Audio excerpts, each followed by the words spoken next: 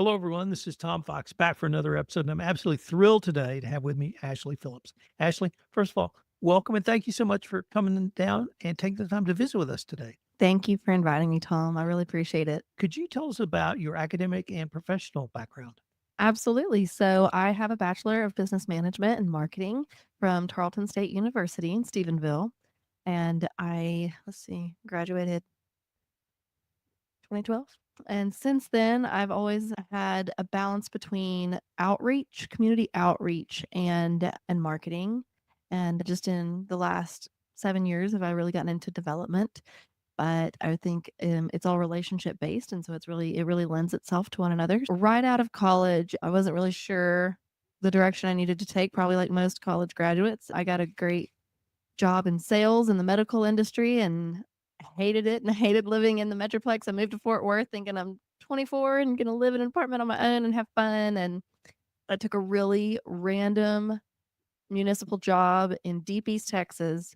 I did code enforcement and I supervised adult probationers community service hour work. It was very random switch, but I was just making a very big switch. I had an interest in the outdoors and environment, so I was focused on the environmental code enforcement.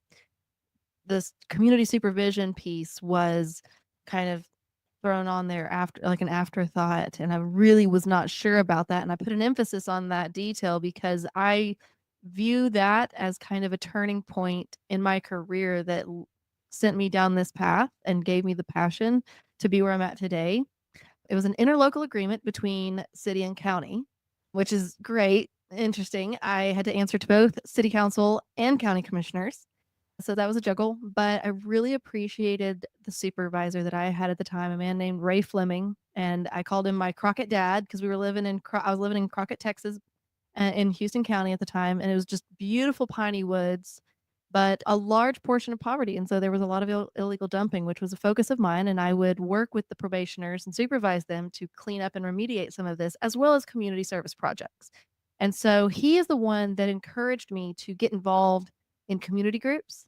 When I joined a garden club, I visited Rotary and Elks and Lions, and I just got highly involved in the community, and that's what really got me introduced in understanding and a passion for civic groups and involvement. And so I really appreciate his guidance and nudge and mentorship during that time. And where I was anxious about supervising adult probationers, driving a truck out all over a rural county with no cell service and tell them to pick up trash out of a ditch and paint a building and plant flowers. I think they blessed me more than I blessed them, and I learned a lot from that role, and I really appreciated it. Started and grew a nonprofit, a branch of Keep Texas Beautiful there in that community, and got some grants awarded and got a lot of projects going for that community, and it was a lot of fun, and I really feel like that is the seed that pushed me forward. Towards the end of that role, I met my husband. He lived just about an hour away in Nacogdoches, East Texas. So whenever I moved there to be close to him after he proposed, I went to work in the private sector for a big processing company, poultry processing, Pilgrim's Chicken. And I was their community outreach specialist. So I went from public to private, still kind of outreach, but shifted focus. And that was a great perspective to know the focus and the goals and the desires of the private sector and a high volume hiring organization and their desire for reputation in a community and their pocketbook to achieve it was fun to work with. So, what brought me to Kerrville was my husband's job. I had no desire to leave East Texas. I grew up in Odessa, the desert, and I found trees. So I really wanted to stay. It was beautiful out there. But he works in the medical field, and this area is just a much higher grossing territory for what he does. Right. So I was supportive and I said, "Honey, it's your call. It's whatever you choose." So I followed him out here and uprooted and started over again. And but while I was in Nacogdoches and at Pilgrims, um, a great organization that a lot of large corporations partner with for their benevolent giving that we did there was the United Way. Right. And that United Way location had a phenomenal leader that was a great friend of mine and a good mentor, and he is the one that advised me to join Rotary for the first time ever. Said, "I'm in Rotary, and for what you do, if you're gonna pursue community outreach, you need to network. It's all about networking. Your value is your network, and Rotary is a great opportunity at networking." Said, "Okay." So I did it, and I didn't really fully understand, but I loved the structure of that club and their onboarding process that was in place that really made you get to know Rotary overall, that club in particular, and its individual members. And so I really fell in love with it through that process. So when we moved out here, I said, "Babe, this is a small town. It's all about referrals and who the good jobs are not exactly posted. So I've got to get out there and network." And my honey footed the bill for a minute for my Rotary dues, and I got to know some Rotary greats here, Miss Christy Vandenberg and Betty Vernon, and they just reached out and loved on me and introduced me and connected me. And I think kind of the rest is Kerrville history. So, what year did you join Rotary? Was it Nacogdoches or was it in Crockett?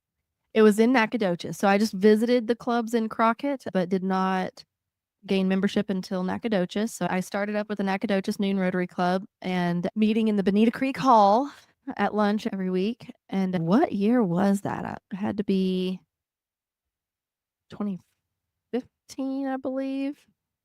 I think 2015 or 2016. I need to go back and look. Honestly, I'm not sure. So, what I was really intrigued when you started, I think it was early part of the podcast where you talked about relationships Yeah. and that what you do is either relationship building, relationship creation, relationship maintenance, or something else. Yeah. And even in your prior role, and of course in your current role Yes. professionally. And how does Rotary help with the relationship? You talked about the getting to know folks, getting your name in the community, meeting the people in the community. But Rotary to me is that, but more, Mhm. because I'm developing relationships Mhm. with members, even through this podcast. Um, Yes. so talk to us about the relationship part of it for you. The relationship aspect of Rotary Right. started with that. Paul Harris and his friends, his colleagues, there was what, four of them? Right. And they were of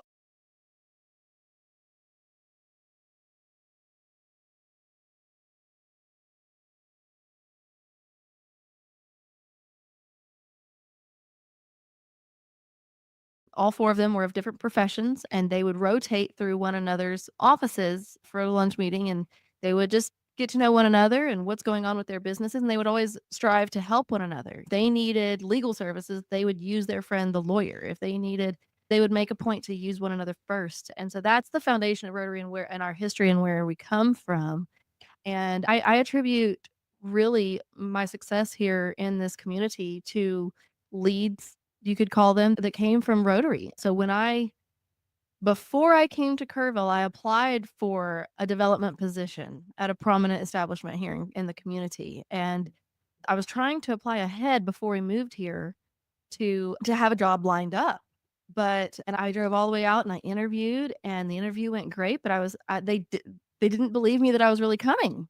They didn't believe that I was actually moving here. They weren't willing to place a bet on me.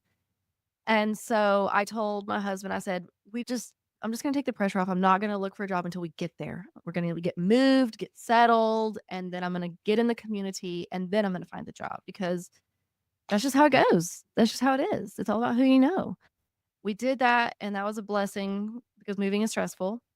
And I reached out through Facebook and to the Noon Rotary Club because I knew that I wanted to start with Rotary because of the value that it gave me in Nacogdoches and the connections and the projects that I was able to complete for what I needed out there. And she just told me everything that I needed to know through Facebook. And I showed up and I asked for her by name, and she greeted me and said, "Oh, you must be Ashley." And immediately just took my arm and walked me around the room and introduced me to folks and said, "You need to meet so and so and so. And they do this." And I mean, if you're in sales, if you're hiring or whatever you do, the difference of a warm lead versus a cold call.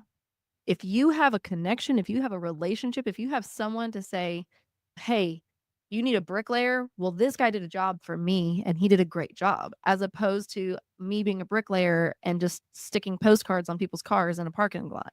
I don't know you. I don't know the quality of your work, but if I know you did a good job for my neighbor, I'm going to call you and probably no one else. So that was huge to have her blessing and endorsement. And I mean, we call her the Queen of Rotary, Christy Vandenberg. She's wonderful. And so she's been one of my first friends here in this community. And we call on one another frequently and support one another however we can. And it makes me feel good when I can help her. When I did not get that job that I tried to get before I moved out here, and that first day that I walked into Rotary and asked for Christy and she showed me around, I saw the person that interviewed me and chose someone else. And they said, "You're here." And I said, "Yes, I really yes, I really am moving here. I'm here." I cannot tell you, after I got to work my first job here in the community of development coordinator at the Hill Country Youth Ranch, I cannot tell you how many business professionals that we all know and love in this community came to me and said, "I regret not hiring you." We didn't know, but that gentleman, he said, "You're here." He said, "You need to sit right here." I said, "Okay." And he said, I've got a gentleman here with me that he needs someone exactly like you," because he was so impressed with me in the interview, but I mean, I could have been making it all up. He doesn't know. And so this was my first supervisor. His name was Tim Campbell, and he was the director of development at the youth ranch for a number of years. And I worked under him and learned a lot from him and the founder, Gary Prio there. And I did. So I sat right next between these two individuals, and Tim and I, we just talked and got to know one another. And because of that warm introduction and because of his close colleague and friend saying, "You need to talk to this girl," I got the job. And it really made a big difference for me here. Let me ask you a few more questions about Christy. I have learned so much hearing her story, listening to her talk about her public service, literally up to today. Mm-hmm. And so I wanted to ask you, what's that like to have someone who's that passionate about public service as a mentor? Big shoes to fill and a high mark to reach for. Iron sharpens iron. I love that scripture and that saying, that phrase. And I mean, Christy is, I do kind of idolize her. I don't know how she does all that she does. She's so involved and she does it with passion and quality. Before we went live on air, I was talking about being cautious of making commitments, that making sure that I can fulfill those commitments, that I can honor that commitment. Because whenever I look you in the eye and shake your hand, I will follow through. That's my word, and I want my word to have value. Well, Christy's word has absolute value, and everything she does is impressive and is good, and her name becomes synonymous with those words. And so she does a lot of positive impact in this community. I love her primary focus is the organ donor organization that she works for, just trying to spread awareness and get everyone to sign up to be an organ donor so that way we can shorten the list of folks in need, and all the fun ways that she gets creative to tell the tale, but also the Rotary missions of Pints for Polio and how I love how she revamped it this year, the Pints Pies Polio Oh My or something like that. It was really fun. Pumpkins. Well, that really gets to the next question I wanted to ask you, which is what are two or three of the events you've either enjoyed participating in, working in, or just Mm. attending? Oh, some of my favorites that I've worked in past are probably the trash pickup and the Josh the Otter literacy. Literacy is a focus of Rotary overall, and every club kind of has their own spin on it. And so Josh the Otter is a water safety program that also promotes literacy. So we get these books that have a song in it and coloring books, and we partner with the area elementary schools, and we go in and we present to primarily around second grade, but we'll also go down to first and up to third grade. It's toward the end of the school year before they break for summer, and they're gonna go out swimming and go to the river, and it promotes water safety and awareness, and there's a cute little baby otter toy that we sing and dance with and a song we play, and I love anything with kids, and I love that it encompasses in such a complete way, a multitude of beneficial, goals.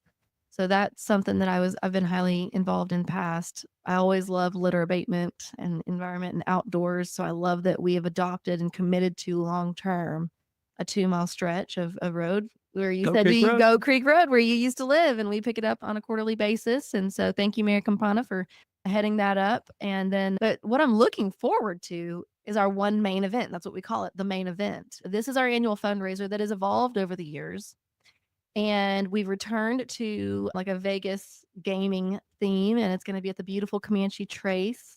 I just heard today that we're going to occupy all 3 levels of the clubhouse, and it is a beautiful clubhouse. The food is excellent. The views are going to be beautiful. It's going to be Saturday, March 22nd. So it's going to be right after the time change. So the lighting it's going to stay light longer. So you'll get to enjoy that view for longer.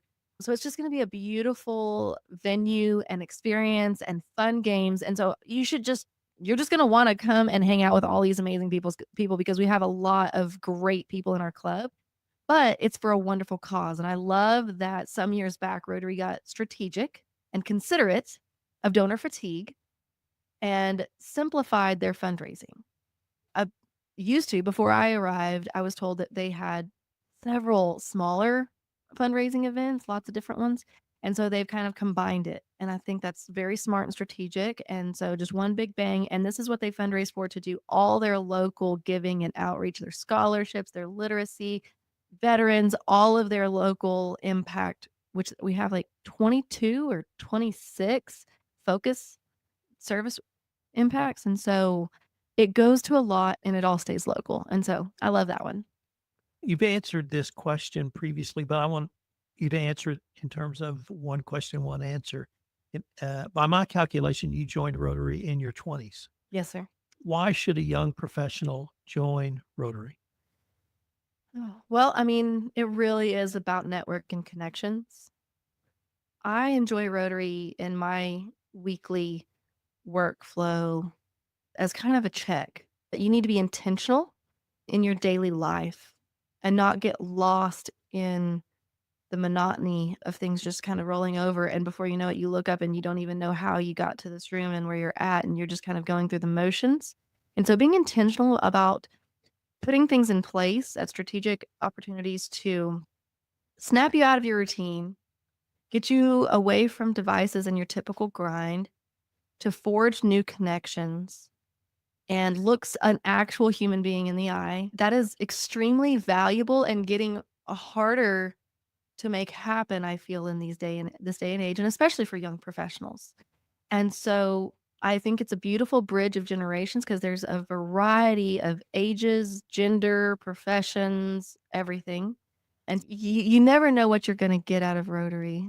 I've been amazed at the leads and the connections and the benefits that I've gotten just from being in Rotary. And so the connections, and then but it is professional networking, so you can write it off as work. You can write it off as work, but it's a nice little unplug in your week.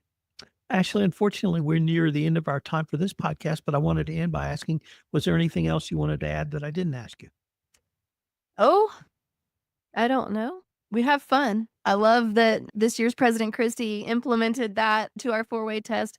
And fifth, is it fun? We do have fun. I think my favorite, I just told Christy Vandenberg earlier at today's meeting, my two favorite parts of the meeting right now are George's songs and then the wine giveaway there at the end, the wine description. It's so terrible, it's hilarious. And if you don't know what I'm talking about, then please come be my guest at the Noon Rotary Club of Kerrville. There's Rotaries all over the world, and I love that we give back locally, but it's also really cool to think about how connected to something greater than ourselves we are. And if you happen to take an international trip, no matter where you go, do the research and see if you can find a Rotary Club in that area and visit their meeting and see how different it is there and the impact that they make over there. I really am looking forward to doing that now that my kids are getting bigger and I can start to travel abroad again. That's a goal of mine, and I would not have that goal if it were not for Rotary. So come see how we do it in Kerrville, and then take a nice trip and go see how different it can be elsewhere. It'll be Well, fun. I wanted to thank you again, Ashley, for visiting with us, and I look forward to continuing this conversation. Thank you for having me, Tom.